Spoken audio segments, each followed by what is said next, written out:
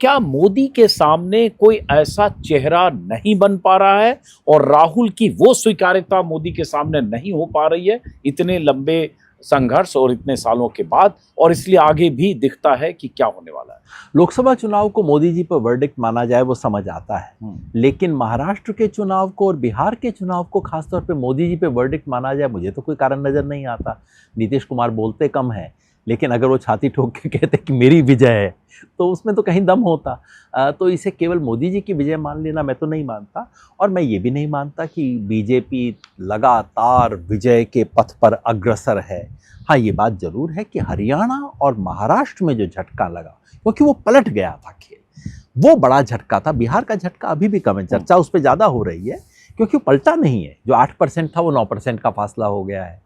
बिहार और महाराष्ट्र में बिल्कुल, महाराष्ट्र में जो हुआ वो तो बहुत ही बड़ी उतना सरलीकरण भी करना शायद ठीक नहीं हुआ। 8-9% कर रहे हैं, लेकिन 2010 की स्थिति लगभग हो गई, 25 पर आरजेडी आ गई। तब 5 साल का नीतीश का राज था और 15 साल का बैगेज था, तुरंत का मेमोरी थी तुरंत की 2005 के पहले की। अब हो गया 20 साल और वोटर इतने हो गए, 20, 22, 23 साल के वोटर जिनके पास कोई मेमोरी नहीं है 5 के पहले की। तो अब 20 साल के शासन के बाद कोई एंटी इनकम्बेंसी ना होना और 2005 जैसे रिजल्ट हो जाना, विपक्ष शायद वो पुरानी साइकोलॉजिकल ट्रेनिंग के कारण मेरे मन में केवल वोट ही टिकता है, सीट टिकती नहीं है। सीट की बात भी कर रहा हूं तो सीट, क्योंकि एक सामान्यतः हम देखते हैं तो सीट देखते हैं और उसका झटका बहुत बड़ा है।